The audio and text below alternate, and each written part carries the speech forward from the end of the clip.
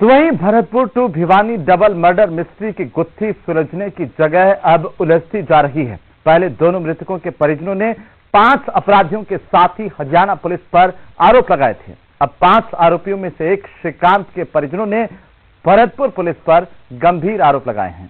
Report देखिए।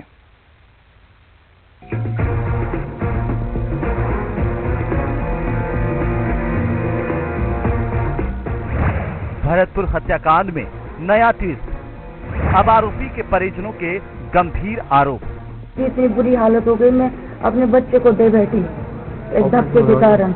Operation हुआ है? ऑपरेशन हुआ है, डबल ऑपरेशन। तो बच्चा अभी किस हालत में? बच्चा कहीं नहीं, बच्चा खत्म हो गया। पत्नी से मारपीट, गर्भपात का लगा इल्जाम। लगे उस दिन से परेशान हूँ मैं, उसी वजह आज मेरे बच्चा मेरे को हो गया। कितने महीने का बच्चा था आपको? फुल टाइम था। सवालों में उलझी डबल मर्डर मिस्ट्री। ये मेरी बेटी को धक्का दिया, मेरी बेटी को बेड पे गिरी है बुरी तरह से, बुरी हालत में। फिर मेरी उसकी सासू दिखाने करने आई, फिर मेरे घर फोन गया, मैं भी देखने को आई हूँ।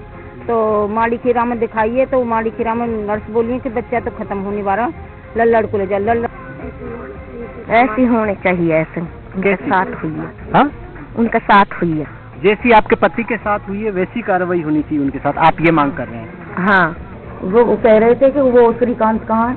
मैंने कहा था बाहर है, यहाँ पे नहीं है। फिर भी नहीं माने, ड्रेसिंग तोड़ दिया, मेरी गोदरेज तोड़ दी है और बेड के सराने में डंडे मारे हुए हैं। बेड का सराना तोड़ा, सोफा उफा सरकार से इधर। भाई सोफा के नीचे कहाँ बंदा मिलेगा। कहानी 15 फरवरी की है, जब भरतपुर से 2 युवकों को अगवा किया गया। 16 फरवरी को दोनों के जले शव एक बोलेरो कार से पड़ोसी राज्य हरियाणा में मिले। आरोपों का दौर शुरू हुआ।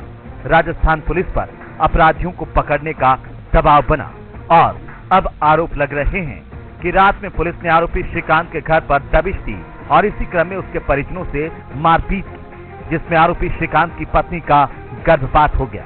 लगे उस दिन से परेशान हूँ मैं, उसी वजह आज मेरे बच्चा मेरे को हो गया। कितने महीने का बच्चा था आपको? फुल टाइम था। कौन लोग थे? किन लोगों ने धक्का मारा था? यहाँ तो पता नहीं भैया, फिर पुलिस वाले या फिर कोई और हो, राम जाने। हम तो नींद में भाई।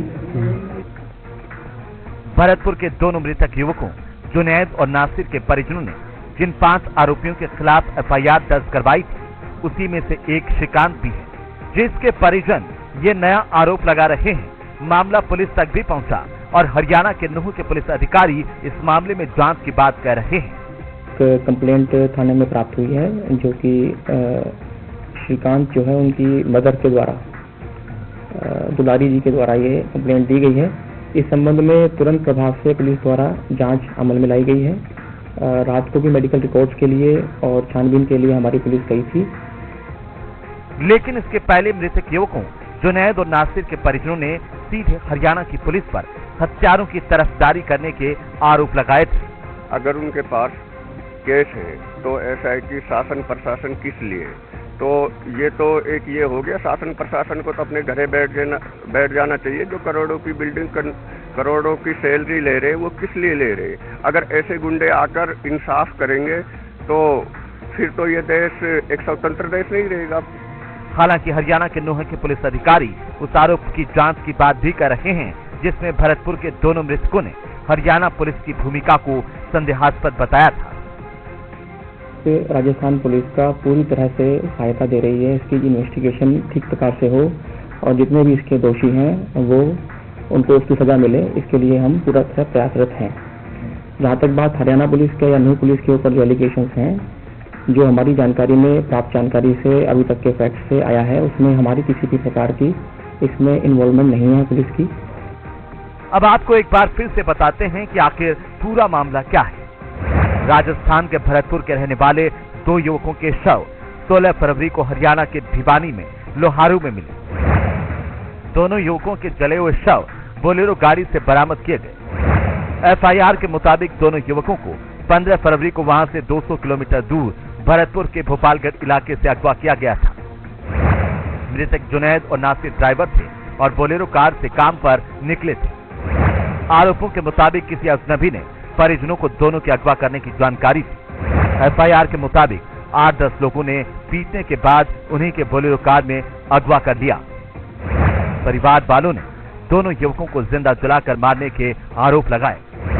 परिजनों का आरोप है कि हरियाणा की भिवानी में पिटाई के बाद उन्हें आरोपी थाने लेकर के गए थे, लेकिन दोनों युवकों की खराब हालत को देखकर उन्हें पुलिस ने लेने से मना कर दिया। फिर आरोपियों ने उन्हें बोलेरो में डालकर जिंदा जला दिया। बार बार मेवात के ये हरियाणा राजस्थान की बॉर्डर लगती है यहाँ, और ये हरियाणा में बीजेपी सरकार है, वहाँ से बदमाश उतरते हैं यहाँ, और ये कोई आरोप अपना लेते हैं और ये लूट लेते हैं, मार देते हैं। एक भी नहीं है राजस्थान का, और ये राजस्थान में उतरे हैं और उतर कर गाड़ी रोकी है, फिर उनको मारा पीटा है। अब किस रूप में मारा पीटा है उनको, और उसके बाद गाड़ी भी वो भी अपहरण कर लिया। हमने गोपालगढ़ थाने रिपोर्ट करी है, तुमने रिपोर्ट ले ली, पुलिस अलर्ट पे आई, इतने तो जला दिए, पता लगा को 2 किलोमीटर जाकर जला दिए। काफी विरोध और पंचायत के बाद दोनों युवकों का अंतिम संस्कार तो कर दिया गया है। हालांकि राजस्थान सरकार की तरफ से दोनों मृतकों के परिजनों के लिए मुआवजे का ऐलान भी हुआ है, लेकिन परिवार के साथ ही पूरा गांव सरकार से इंसाफ की मांग कर रहा है। साथ ही अपराधियों के खिलाफ कड़ी कार्रवाई की मांग भी हो रही है।